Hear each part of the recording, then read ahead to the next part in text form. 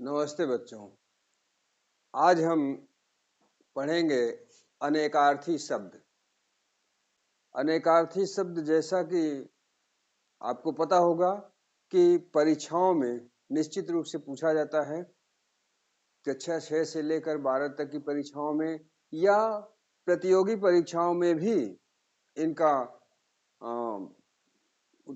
इनको पूछा जाता है।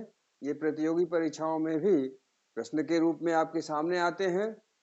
तो अनेकार्थी हैं क्या? सबसे पहले ये बात तो इसका तात्पर्य यही है कि वे शब्द जिनके एक से अधिक अर्थ होते हैं उनको अनेकार्थी शब्द कहा जाता है। अनेकार्थी का मतलब है अनेक अर्थी, अनेक अर्थी अर्थात वे शब्द जिनके एक से अधिक अर्थ होते हैं, अर्थात वे शब्द जो एक से अधिक अर्थ रखते हैं वे अनेकार्थी कहे जाते हैं।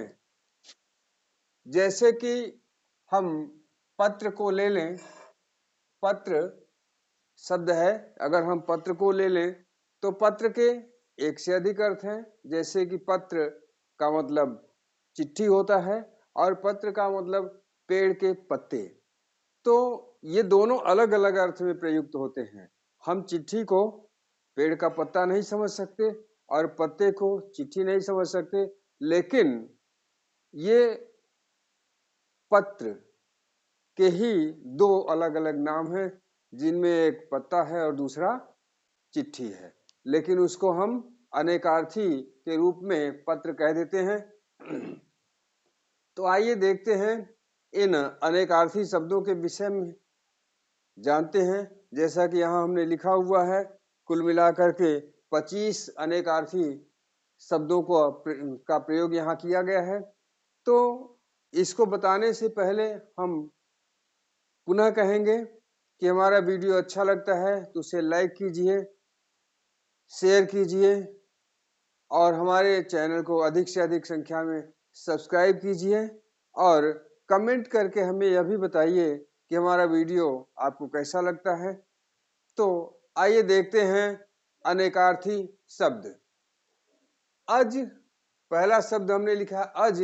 तो अज का यहाँ राजा दशरथ के पिता और ईश्वर और बकरा। बकरा राजा दशरथ के पिता का नाम अज था। ईश्वर को अज कहा जाता है और बकरा को भी अज कहा जाता है। अगला है अजा। यही अजा, बकरी और माया, ये सांसारिक माया जो है उसको भी अजा कहा जाता है। तो इस प्रकार से यहाँ पर अजा के दो अर्थ होते हैं। अधर, अधर ओष्ठ को, हमारे जो ओठ हैं उनको अधर कहते हैं। शून्य और बीज, इनको भी अधर ही कहा जाता है। अर्क, आक का पौधा, आक मदार के पौधे को कहते हैं, मदार को आक कहते हैं। तो आक का पौधा अर्थात मदार का पौधा। सूर्य, निचोड़ा गया रस, किसी पत्ते को पीस करके उसे अच्छी तरह से गार करके जो हम रस निकालते हैं उस रस को भी हम अर्क कहते हैं। तो अर्क के यहाँ तीन अर्थ दिए हुए हैं। ये तीनों अलग अलग संदर्भ में प्रयुक्त होंगे, किसी एक को दूसरे अर्थ में नहीं ले सकते। आक के पौधे को हम सूर्य नहीं मान सकते, सूर्य अलग है, आक का पौधा अलग है और निचोड़ा गया रस अलग महत्व रखता है। तो तीनों अलग अलग चीजें हैं। अगला अरुण, अरुण सूर्य, सूर्य का सारथी। सूर्य का सारथी हमारे धर्म के अनुसार माना जाता है कि सूर्य 7 घोड़ों के रथ पर सवार होकर चलता है। तो सूर्य के घोड़े को चलाता कौन है? उनका सारथी चलाता है, जिसे हम अरुण कहते हैं। और सूर्य को भी अरुण ही कहा जाता है और अरुण लाल रंग होता है।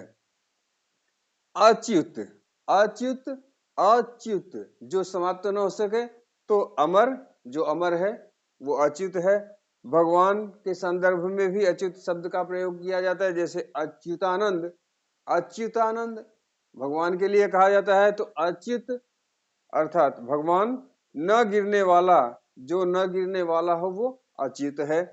अशोक एक वृक्ष, अशोक के वृक्ष को हम अशोक कहते हैं, जिसे एक वृक्ष के रूप में दिया गया है। शोक रहित, अ अलग कर दे और शोक अलग कर दे, जैसे कि हम अ और शोक, शोक दुख इत्यादि को हम शोक कहते हैं। दुख के बदले जो हमें पीड़ा होती है, जो फीलिंग होती है, उसको हम शोक कहते हैं। और अशोक शोक रहित, तो यहाँ पर दिया है शोक रहित। और मौर्य राजा, मौर्य राजा चक्रवर्ती सम्राट अशोक के लिए प्रयुक्त हुआ है मौर्य राजा। तो ये तीन अलग अलग हैं।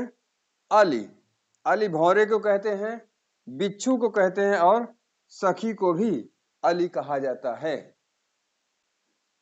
भौरा, बिच्छू और सखी तीनों को अली कहा जाता है।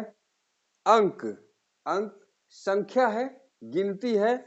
और चिन्ह गोद और संकेत। अंक गोद, जो बच्चे को गोद में लेके खिलाते हैं हम, वो गोद, उसे भी हम अंक कहते हैं। आम एक फल है, आम एक फल है। साधारण बात, साधारण बातें जो आम बात हो जाती है, आम चीज हो जाता है, आम रास्ते हो जाते हैं, तो आम साधारण के संदर्भ में प्रयुक्त हो जाता है आम। आधार, आधार जैसे हम जमीन पर खड़े होते हैं तो जमीन हमारे लिए आधार होती है, छत पे खड़े होते हैं, छत हमारे लिए आधार होता है। और नीचे की एक रेखा सहारा, सहारा हमें कोई सहारा दे दे तो हमारे लिए वो आधार बन जाता है। और जो हम चित्र वगैरह बनाते हैं, जैसे रेखा गणित वगैरह में चित्र बनाते हैं, तो उसमें आधार होता है, इसीलिए लिखा है नीचे की रेखा और सहारा। इंदु, इंदु चंद्रमा और कपूर को इंदु कहा जाता है। अंबर, अंबर वस्त्र और आकाश, वस्त्र को भी अंबर कहते हैं और आकाश को भी अंबर कहते हैं।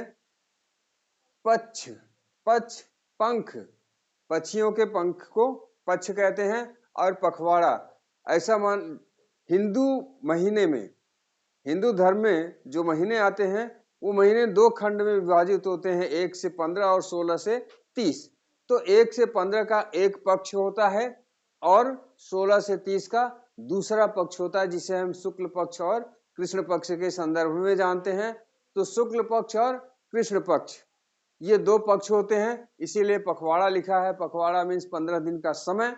तो ये पक्ष, पंख और पखवाड़ा दो चीजों के लिए प्रयुक्त किया जाता है। पयोधर, पयोधर, पयोधर बादल, गन्ना, स्तन और पर्वत, बादल, गन्ना, स्तन और पर्वत को पयोधर कहते हैं। वैसे पय दूध को कहा जाता है। पद पैर, ओहदा, पद पैर को कहते हैं और ओहदा को कहते हैं। तुम किस पद पर हो, कौन से पद पर नौकरी करते हो, तो ये ओहदा होता है। और हमारे पैर जो होते हैं उनको भी हम पद कहते हैं। पूर्व, पूर्व पहले, जैसे हमारे पूर्व कोई आया, हमारे पूर्व कोई आया। और पूर्व दिशा, पूर्व दिशा और पहले के लिए, जैसे हमारे पहले कोई आया, हमारे से पहले किसी ने खाया, हमसे पहले कोई गया, तो वो पहले है। और पूर्व दिशा दोनों के लिए हम पूर्व शब्द का इस्तेमाल करते हैं। फल, मेवा और परिणाम, मेवा सूखा मेवा इत्यादि को हम फल कहते हैं। वैसे फल सूखा हो या हरा हो उससे मतलब नहीं है, फल मेवा को कहते हैं यहाँ। और खाने वाला जो हरा फल है उसको भी हम फल कहते हैं। परिणाम, जो हम काम कर रहे थे उसका क्या फल निकला, जो हम काम कर रहे थे उसका क्या फल निकला, तो फल यानी परिणाम। बल, ताकत को कहते हैं।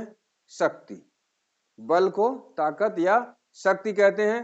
सेना को, सेना को सैन्य बल का प्रयोग किया जाता है, तो सेना के लिए भी बल का प्रयोग किया जाता है। और बलराम, प्रभु श्री कृष्ण के बड़े भ्राता बलराम को भी हम बल कहते हैं।